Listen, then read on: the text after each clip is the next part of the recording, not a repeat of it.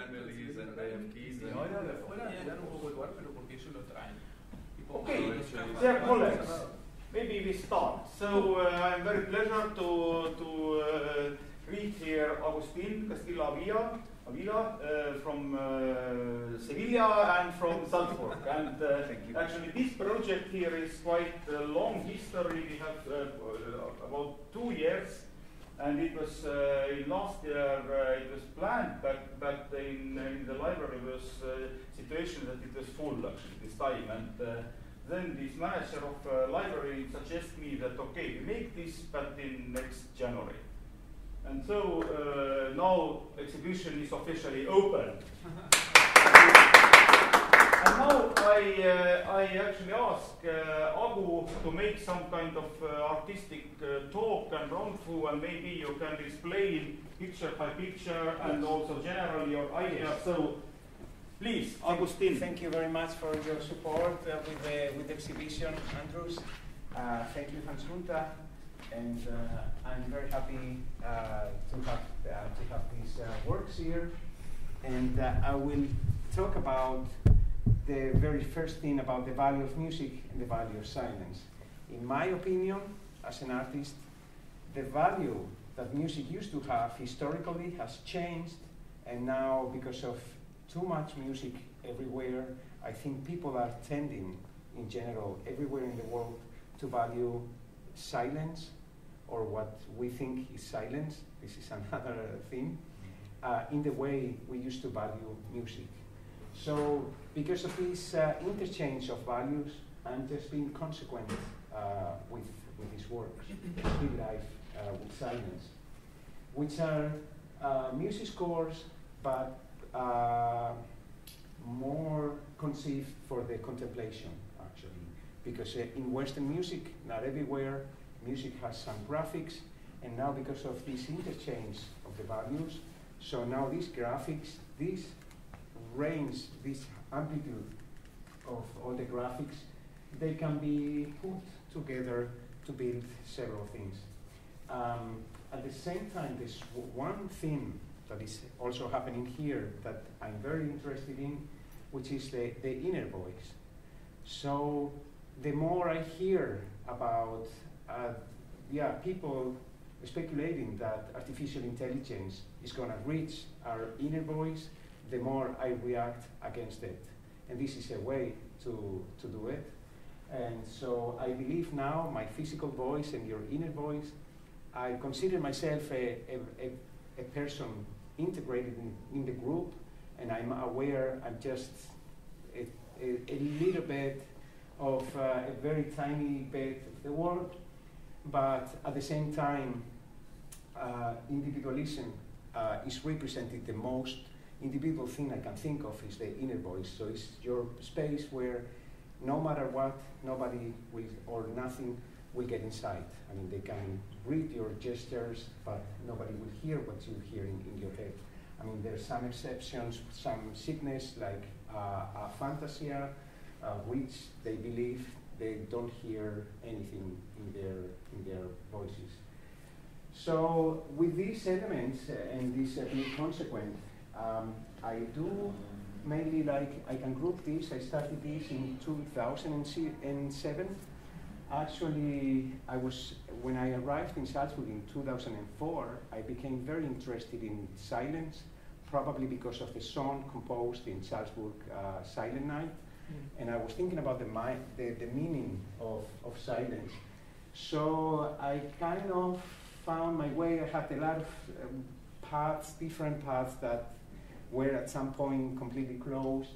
And because of one project, graphic music project in Tampere, in Finland, that was like the key to this still life with silence. So when I started in 2007, mainly what I started to do were portraits, like this one. This is a portrait of these are the dedicatees, and all the elements they have to do with these two people. It's a personal story. I used very much as citate, quotations. So the quotations, but then now because of the interchange of values, instead of using the graphics for the sounds, I use the graphic for the I use the rests for the silence. So by this is a way you can, it's like kind of trying to represent this for the inner voice in a way, and in another way being just consequent with this interchange. There are also landscapes, either like more music scores, or then I started to do in 2020 what I call the shape of silence. So many of these here are the last ones. I mean, these two have never been exhibited. I mean, these two are quite new. And so in situation or objects that your brain can see related to silent situations. And maybe I should mention right now, I don't believe that silence exists anywhere in the universe, by the way. I mean, if we take the Big Bang, probably it's not the beginning, but if we take this expanding and condensing of the universe, and then this explosion in movement, which is very important. So if there's movement, there's sound. So I cannot imagine myself, and it hasn't been proved, that there is silence anywhere in the universe. Sometimes I like to fantasize. I'm working on a new one, and has to do with this imagined place where silence can exist. And maybe if we take time, outer space, maybe there, in this moment, if that could be done, maybe silence could exist there. But I'm just imagining as an artist. I'm not as scientific. So those are some elements. So for example, so movement, I just mentioned movement. So I'm also very interested in languages and what people, how human beings create the languages and how they describe situations. And this sometimes this movement and the level of sound, they are very related. And an example, okay, I'm not the only one speaking Spanish here. So if you say in English quiet, that relates to sound. But if you say quieto, that relates to movement. And if you say still in German, that relates to sound, but still in English relates to movement. So probably human beings, I mean, it's not written, but that proves for me that these two concepts, movement and sound, they are because of hunting, because of the first human beings, how they lived. So they could describe, they could get confused, okay, what is sound and what is movement? If they move, they make sound. If they make sound because something is moving. So this fermata is kind of connected to this. Fermata actually means that the sound still goes, but if put a fermata on a sound, of course, but fermata in Italian, the meaning, the language says still, so you should be still. But then it doesn't necessarily implies that it has to sound. So it's about some confusions actually. These problems with the language. And this other one was composed, was done last year. One more thing before I continue. All of these are scores, and just because so my hand doesn't go away, I do the patterns on Sibelius notation program. So whatever I do here, they have to be within the frame of music. So it's really it was really challenging, like make a Stratocaster shape out of legato signs. I mean, with the hand, it would be, I mean, for somebody who can draw, I'm not good at drawing. With the hand, I'm not really a graphic artist. I'm just more conceptualist and with using these patterns from Sibelius, so everything remains as music notation.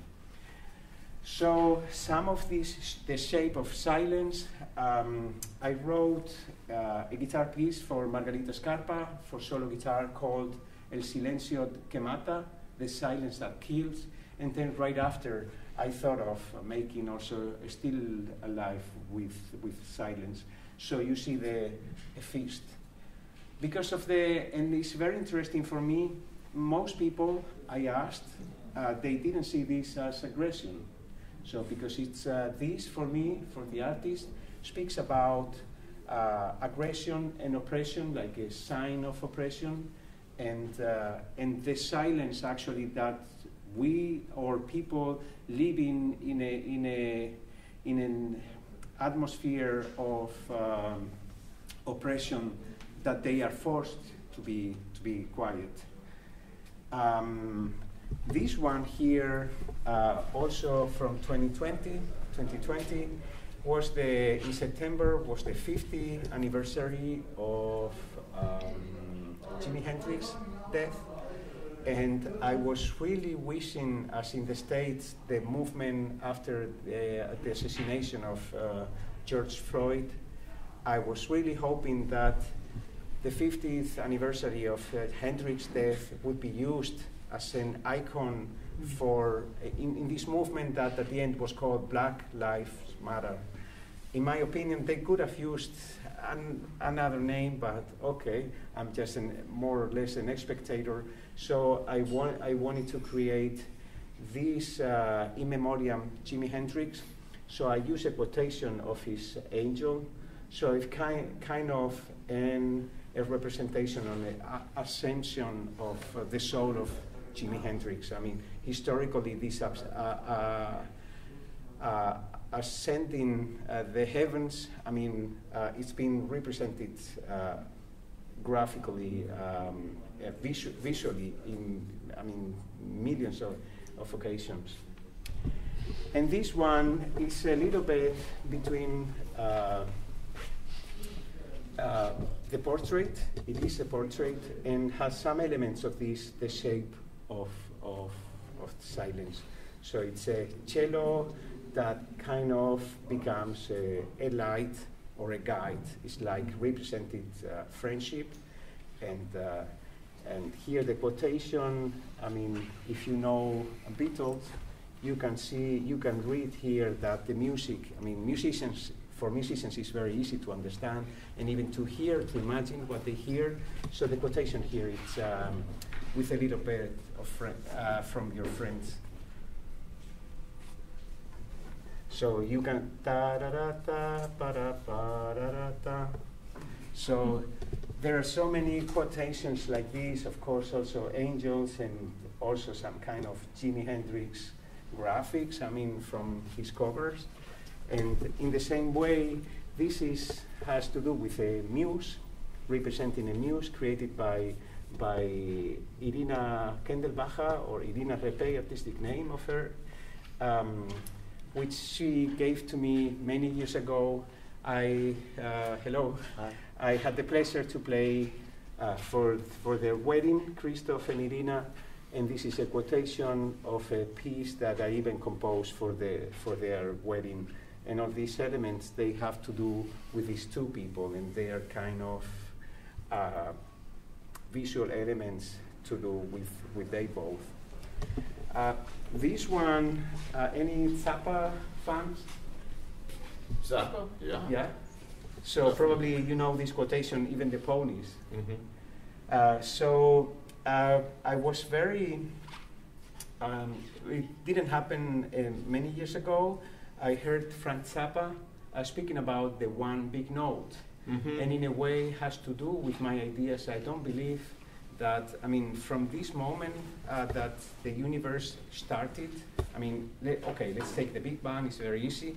So from this moment, every sound, everything remains in the universe. So every sound remains in the universe. So for me, at the end, we are all part of a huge composition that started at this very right moment, and is still on, because the words, I mean, sounds, they remain in the universe. So kind of they have to do with this. I mean, Zappa used to say, okay, we all belong to this one big note. Even the ponies belong to this one big note. I mean, he's a very, very interesting musician, actually. I've been discovering a little bit deeper in the last years. And this one here is a landscape, and it was the very first one of these, what I call the shape of silence. So in April 2020, I mean, at the beginning of the pandemic, so this is Salzburg, this logo, you can see the cathedral, you can see Franziskanerkirche, you can see the Kollegenkirche, and the festoon. I mean, this is the logo of Salzburg, and this logo is called the Stage of the World. Mm-hmm. And in April, I mean, it was sad, but at the same time, it was great to go through Salzburg and all the city for you. Nobody, I mean, no tourists from all over the world, completely crowded. So yeah, I mean, very sad. And for the first time, all theaters were closed, all like everywhere, of course. So I did this silence on the stage of the world. And this led me to other works like this. It's like a meditation, actually. You can see a shape of the ginkgo leaf, or in visual arts, it's been, everyone knows the work by Magritte, I suppose. This is not a pipe. And also the score, the graphic part of the sound. So this is not the music. This is just a score with which you can do the music. So I kind of put this graphic concept of this is not the music, to put it a little bit even more I mean, very connected to René Magritte, so that this is not a song, actually, like this is not, but actually is the score for a song. Okay. And in the pandemic, this is the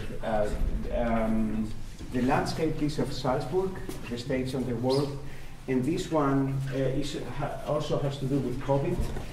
I met Carlos. Today we are very much in contact. He's a friend of mine, a very lovely person. I met him like 13 years ago. And then in the pandemic, I read in a newspaper that he was in coma for nearly 3 months. And it was a very beautiful article in the newspaper saying that he has a lot of friends. I mean, he is a singer in a choir in Barcelona, a very good one.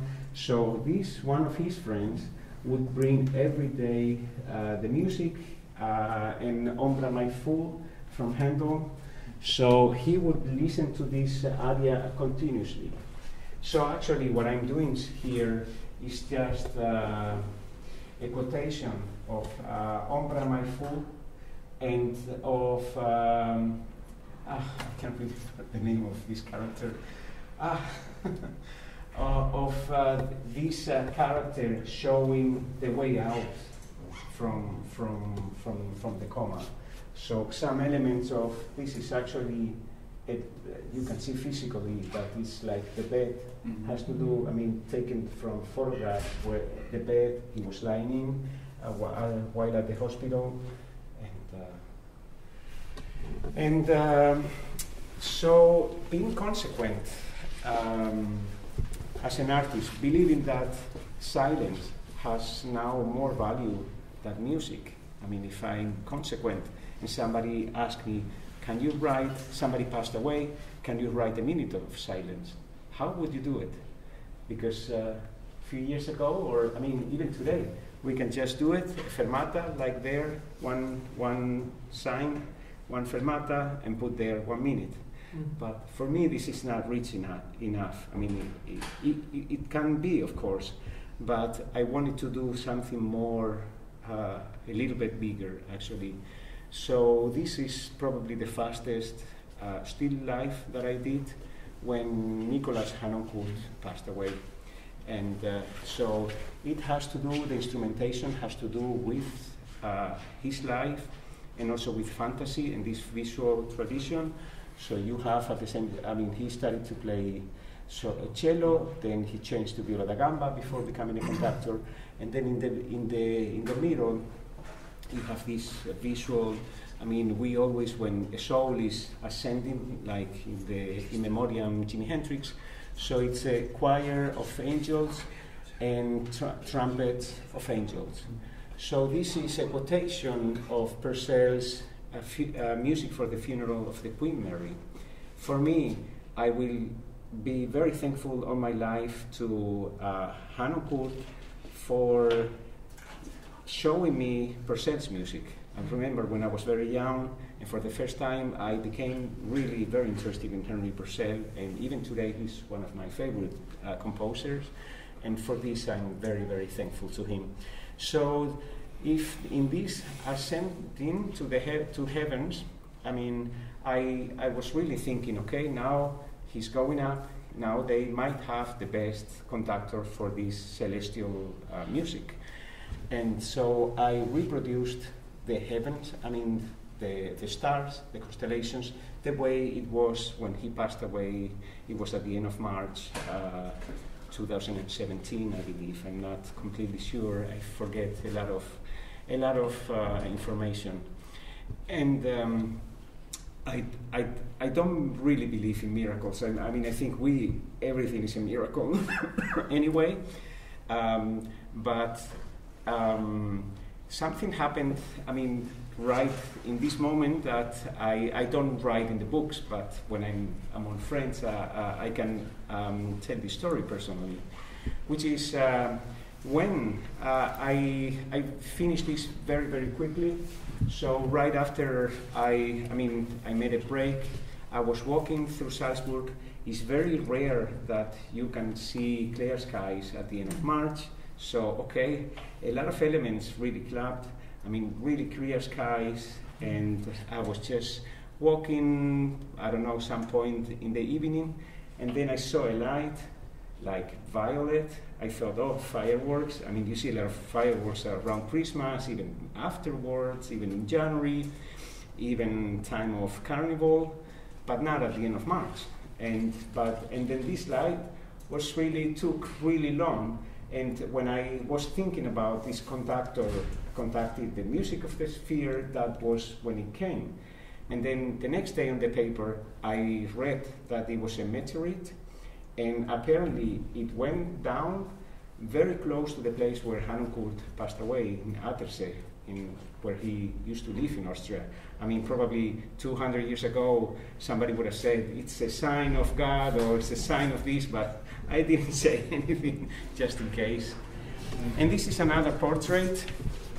Unfortunately, when I sent the package got lost for like 3 weeks, and some of them are very damaged, as you can see here.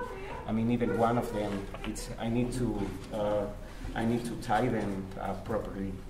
So this one also is a portrait of Jean Wood, and at the same time it also speaks about genetics and epigenetics, how through meditation, for example, is one of the ways that you can even change the genetics and register, like in a record, that you can record your own information. There are many Buddhistic elements in this portrait, and this is another portrait of the only Spanish one that I have done. So this is, I don't know these languages, how do we describe in different languages? It's dead nature. I mean, still life is also called dead nature, but so this is a dead nature, but with living art. Con arte vivo, and it's the only one that I have done inspired by flamenco, because of the Dedicati. Really, I mean, I speak about his passion for flamenco in this music score. So in this,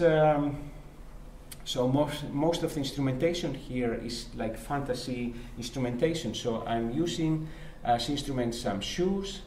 There's a clappers ensemble. One painting by Picasso. It has to be by Picasso, original. Otherwise, it's not good for the performing. A guitar without strings, and the echo of the voice of Camarón, which is a flamenco singer, which is still somewhere, actually. So kind of these elements, they graphically, they almost described what the elements, so they kind of change this dimension. And I think I should continue. And we have, I didn't see them this morning when I came, we have some more here. Yeah, I love these stairs. I think it's a great place. So when I just mentioned before about individuality, so this one speaks about how we are all connected. I just said that for me the inner voice is like the biggest treasure that we have as individuals, but then we are all connected. And so this portrait of these women, of Eva Weissenbacher, of course it speaks about some elements, especially the instrumentation. And then these lines, they are all connected, one element with one element, expressing that at the end, okay, we might, I mean, if we take Eva and Adam, and for me Eva, because life comes from a woman, so how from this coming out of to life, that at the end everything, all the elements are all interconnected. And some other portraits, like this is one of the first one I did in 2008. Also, it's a portrait of St. Andreas Jacoba, and he was a priester at Kollegenkirche, and he organized a lot of projects for new artists. He was like always, he was not a manager, but he was really very supportive to a lot of artists around Salzburg. And Juan Hidalgo, the second doctorate, just mentioned, hopefully I will finish my third try. I mean, I'm about to finish the third try. My second try, I wanted to write about Juan Hidalgo. I became very interested in this composer and visual artist from Gran Canarias. He passed away, unfortunately, 4 years ago, but I did this in 2008 as well. And it was already when I decided I cannot continue with this research about his work, but I was really in love with his work, and kind of this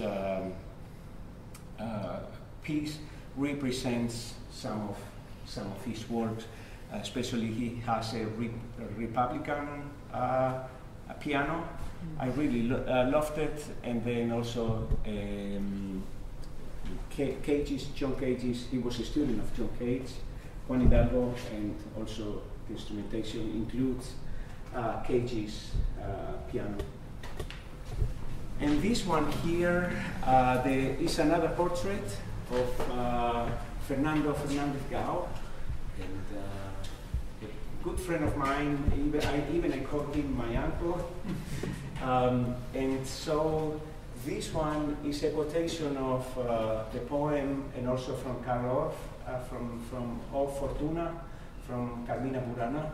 So it's representing what the changes. Some people believe that everything can be measured, or the fortuna, your destiny, and it was meant to be like this, and this kind of thing. So kind of, I don't really believe in this, but at the same time, I believe that chance, or this by chance, when something happens accidentally, I think that these accidents in life, that they are a very, very strong energy in life. Like when I saw this meteorite, like,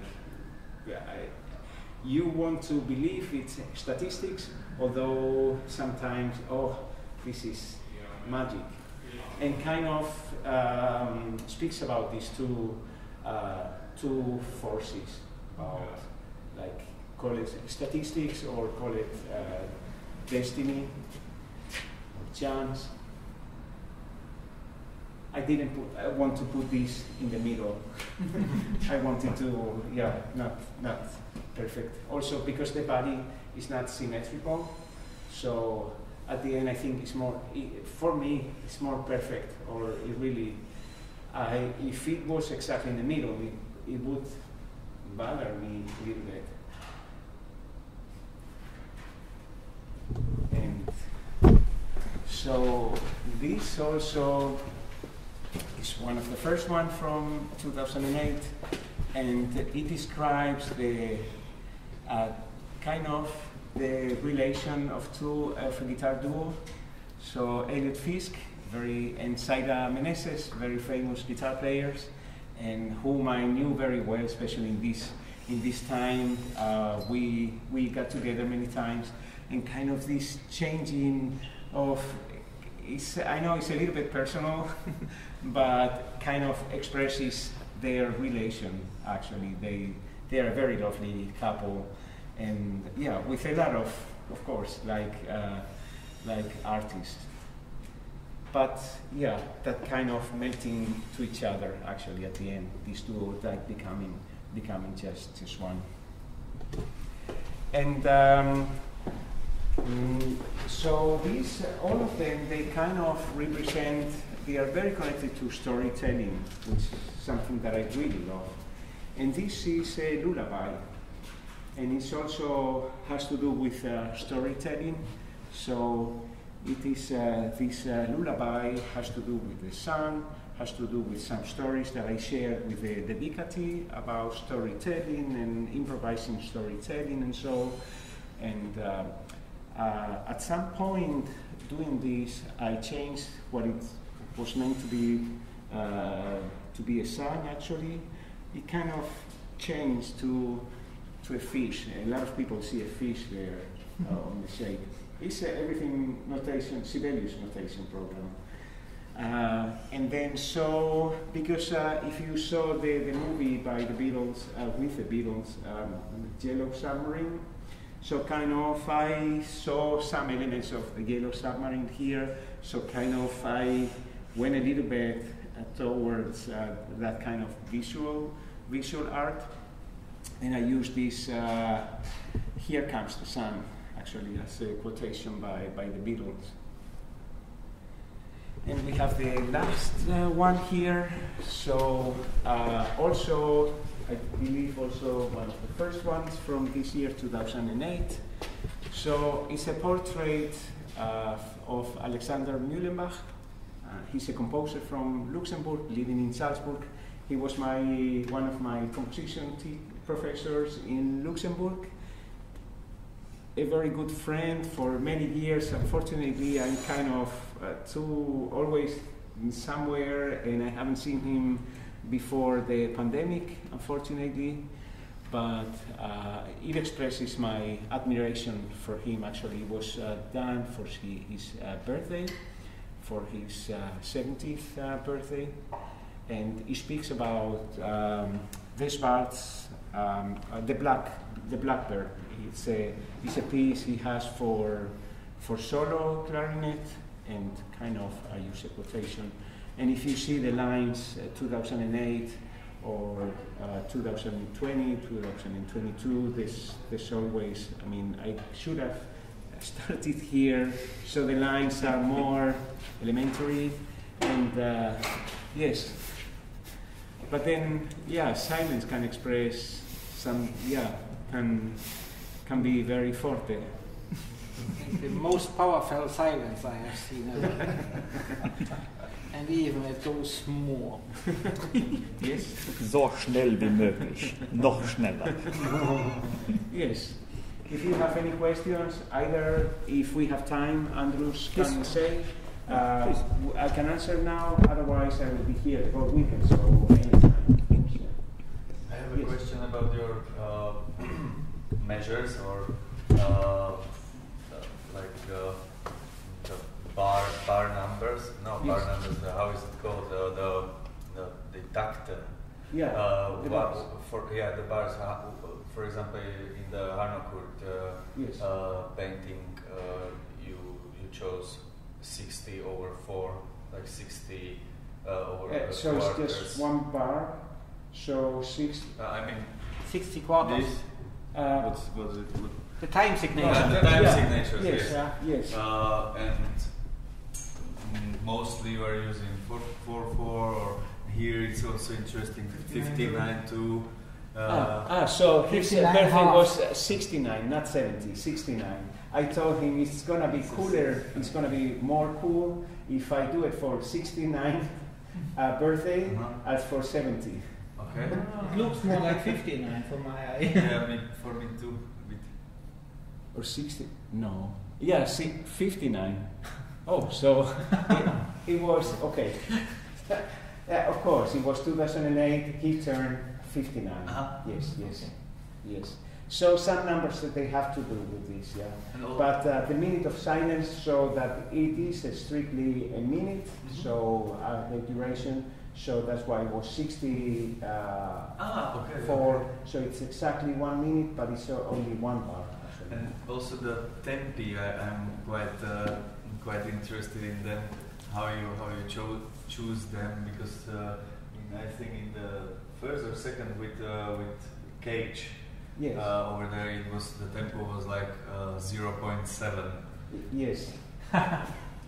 Yes. Also, As slow as possible. I'm sure that it connects somehow to the whole Juan story. Hidalgo, to this absurdity Okay. that Juan Hidalgo could use, or the changes here.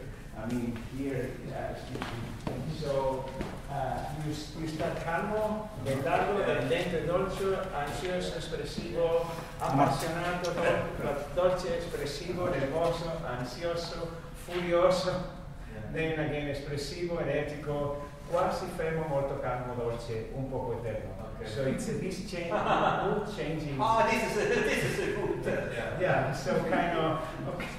So it could express, I mean, if you were to hear sounds, probably you would hear a fight also somewhere. And that puts me to an idea. We should calculate, this as slow as possible project in Halberstadt, in the little church. Yes. It's over 500 years. And Yes. let us calculate the tempo for that piece. That should be some 0.000, I don't know how much.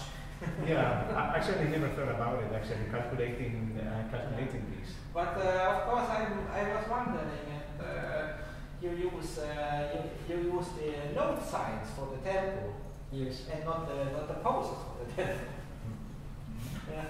Yeah, but yeah, because the note, normally that's how you wrote the tempi. Yeah. Or that's how I write it. But then You don't have them. yes, placed but then like you have poses. sounds. Yes, yes. Or in the Morgan, Jimi Hendrix. I mean, sometimes from the quotation I take, if I use a quotation, so I quote also the tempo. I think it's moderate rock. Very typical for Jimi Hendrix. And this one, I think is a quotation. This Pesante, I think it's a quoting from Carmina Burana's quotation. And that goes in the circle. Yes. But sometimes these circles are just graphic.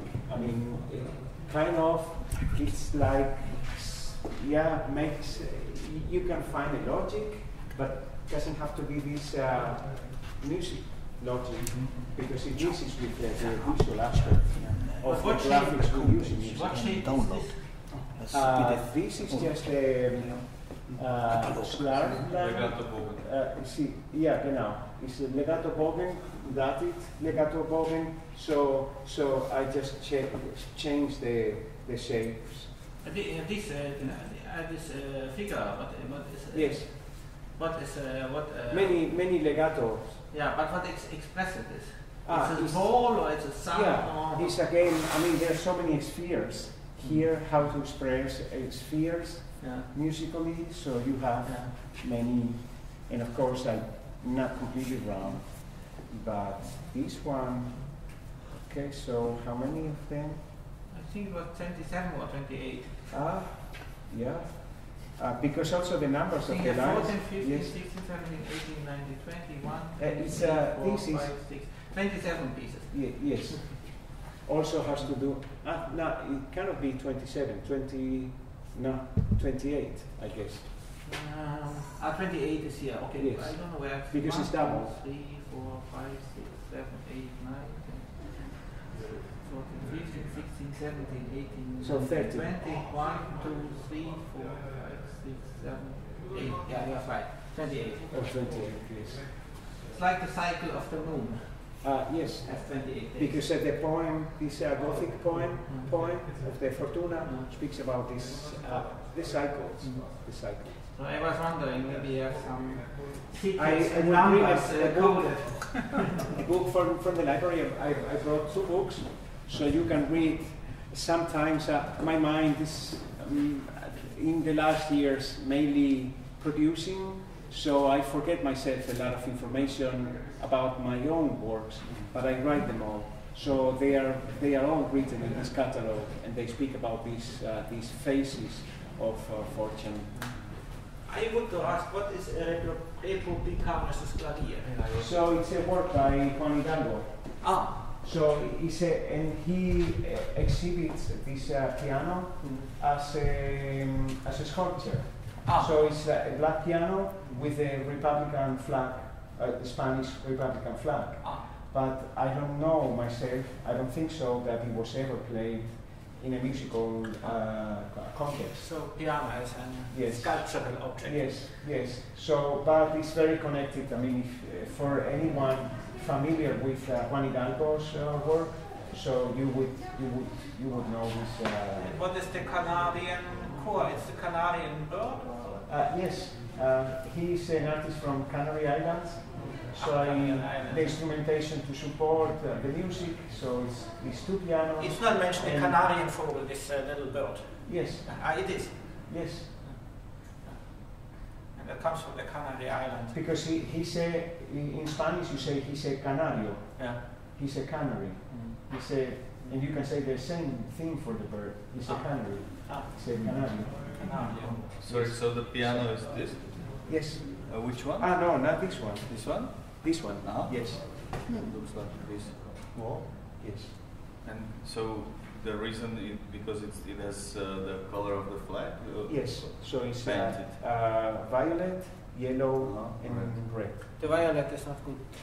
Oh, well, It's a little bit dark, probably because of age. Okay. Wow.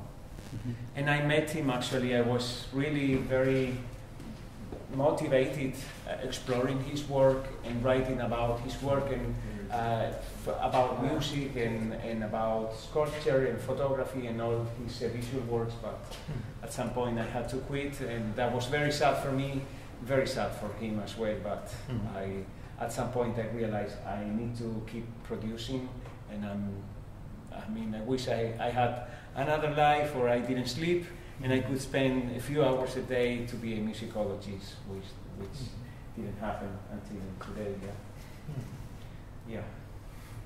I found it really interesting when we got to the fermata work, because right before that, a few pictures before that, yes, you had been talking about how you feel that, or you believe that there is no silence in space anywhere because everything's moving all the time. Yes.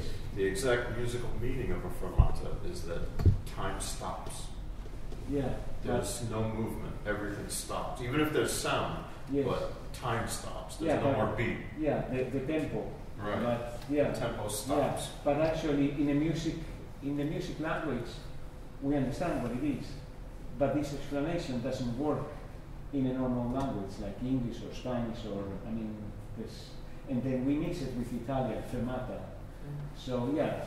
I think in Italian, fermata is just a bus stop. Yeah. If I remember right, fermata.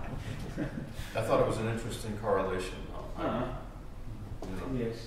You were talking about the relationship between motion and silence, and but right at that moment, languages, time stops. Yes. And actually, I think if really time could be stopped, probably then silence could exist. Right. So utopically, if the fermata really could exist in the universe, but it really doesn't. Yes. I don't know if that can be achieved. I don't know. In the sense of movement, it would stop.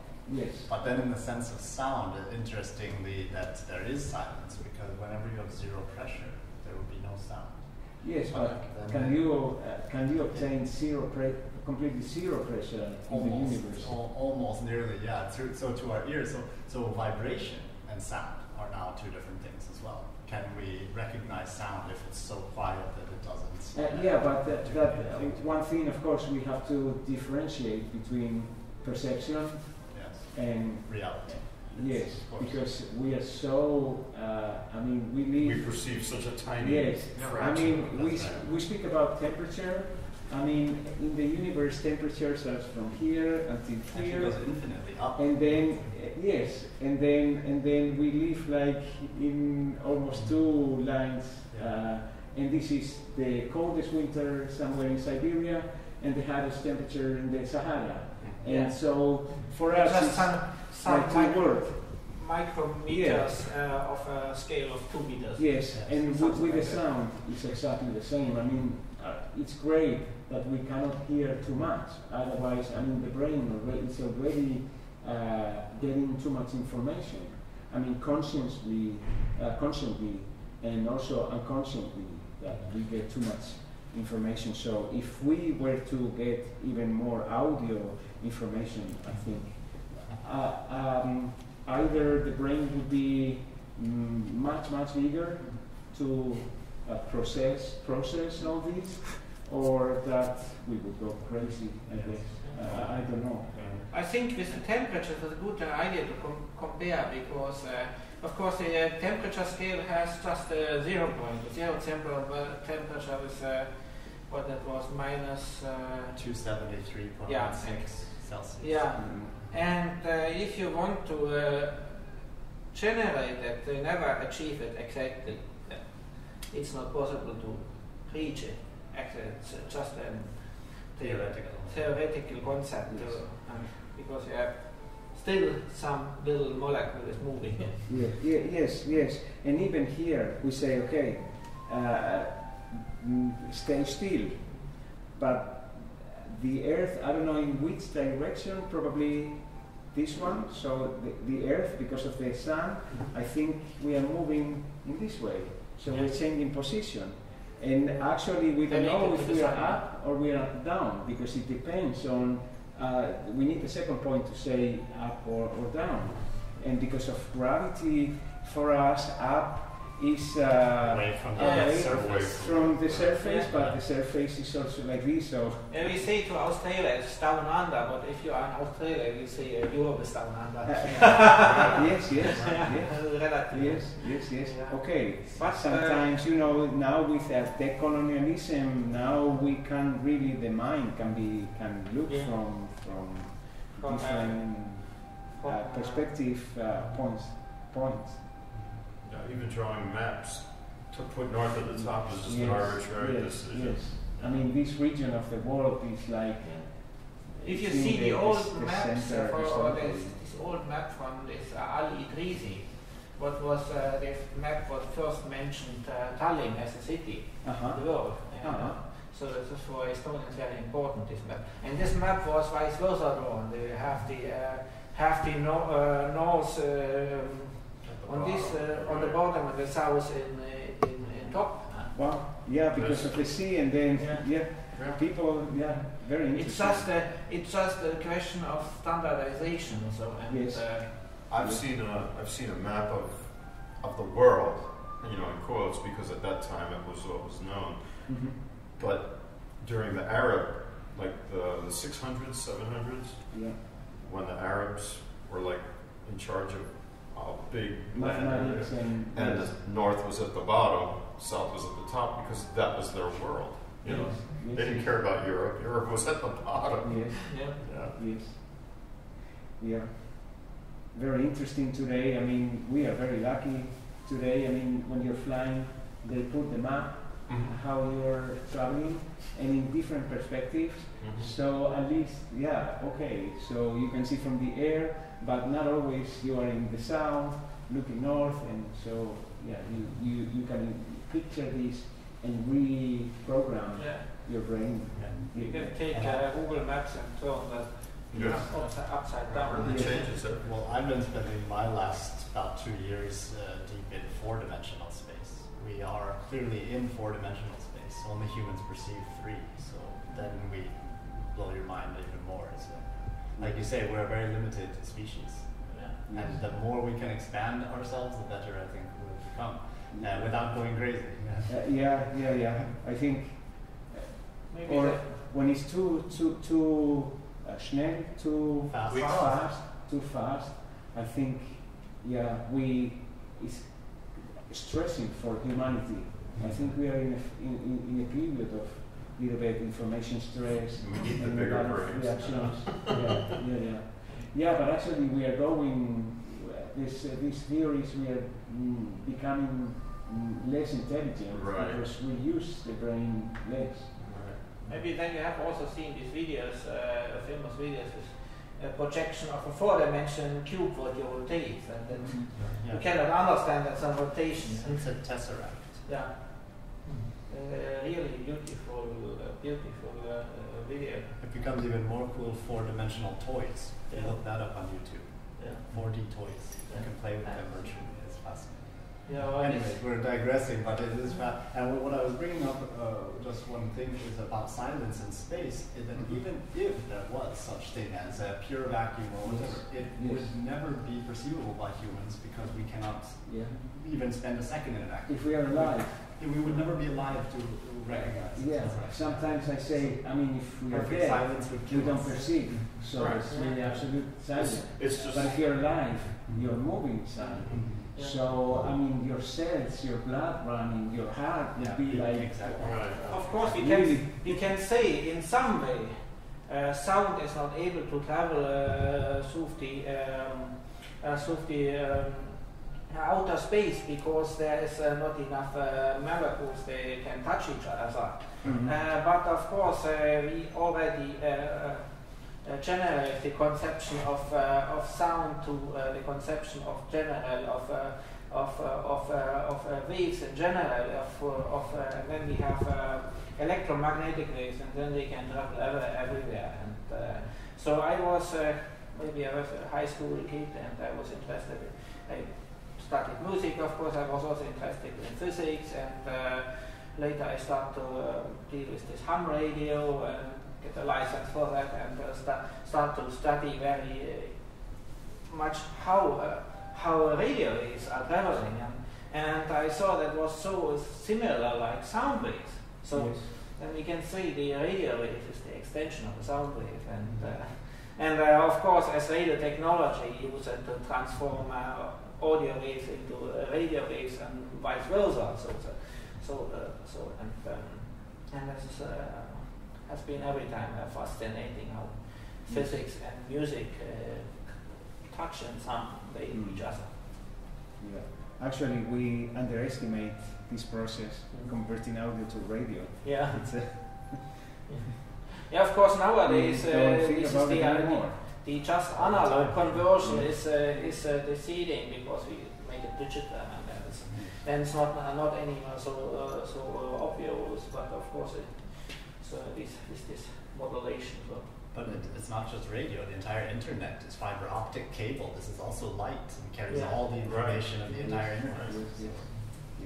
Light is still electromagnetic waves. Infinite possibility for information on any given quanta of light. That's without comprehension.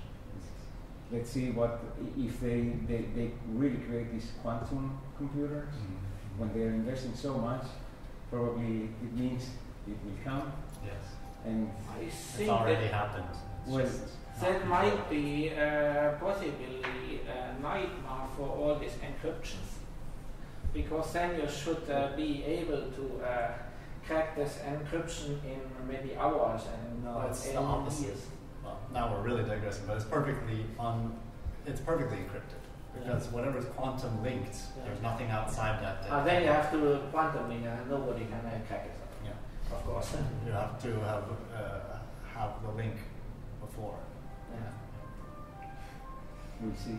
And by the way, also I talk, I talk enough. So I don't know if I'm the right person to be involved with silence, but in 2013 I created the first silent opera. The Rest is Silence. It's at the same time a quotation by Shakespeare in Hamlet. And for us it's very obvious that the rest is silence in the music context. And this is actually an environmental opera that it only works with silence as compositional material. I mean, to express the message that I wanted to express in mythology. I mean, it has to do like with the camerata, with the old, the very first opera we created, but just this change of values actually. And I mean, it is less than 50 minutes, this work, because of concentration. It's been performed a couple of times.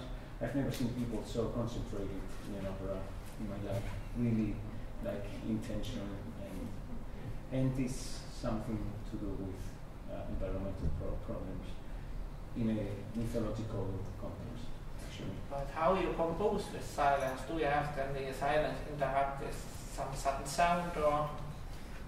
No, you don't hear at the very end. This Hermes. I mean, I can normally when I talk about the value of music, the value of silence, this lecture, first part is still life with silence. Second part is the rest is silence. At the very end, Hermes, I mean, this mythological story, had a harp, and they really wanted to, as the lights were going completely off, they wanted to do some sound, and people said it was so nice to hear something just with a harp, and that I tuned more or less by chance. I mean, I was very free to tune it, and how they received this note was like a lot of hope, because the very end of the opera was called, the aria was called Hope, and the rest is Silence. And this that I mean, it proved, I didn't think about it.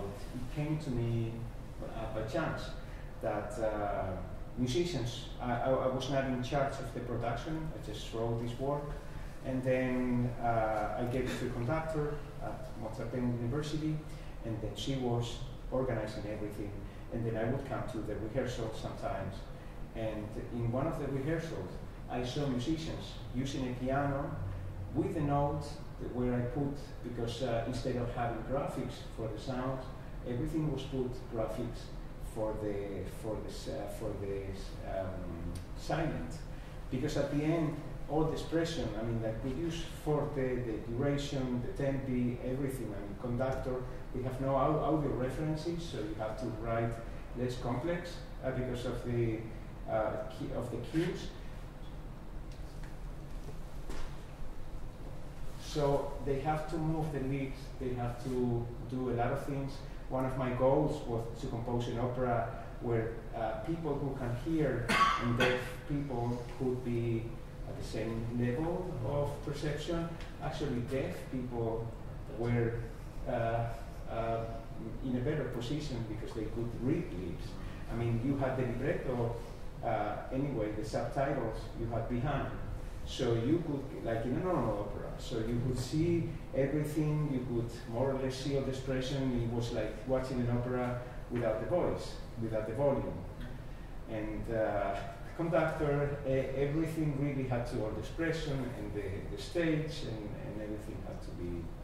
But even deaf people will understand that there is no sound. Often they can feel the vibration with the skin or something like that. Yes, yes.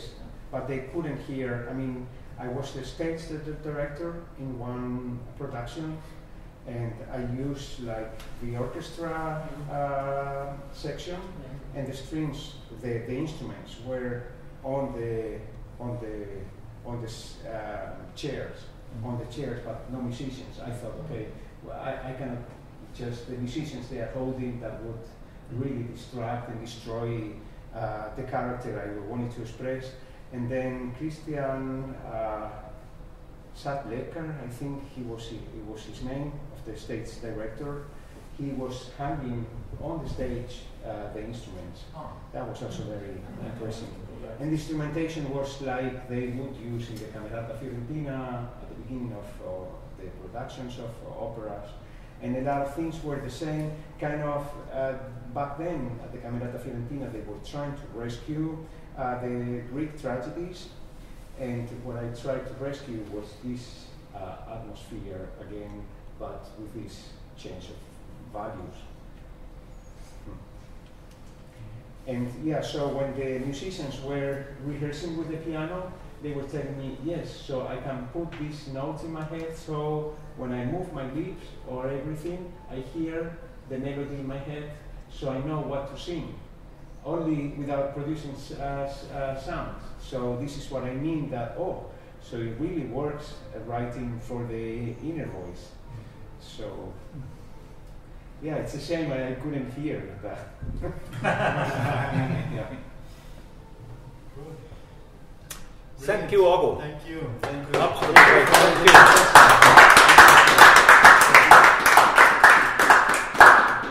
And I'm very happy that after 2 years silence we have this exhibition here. So Thank you.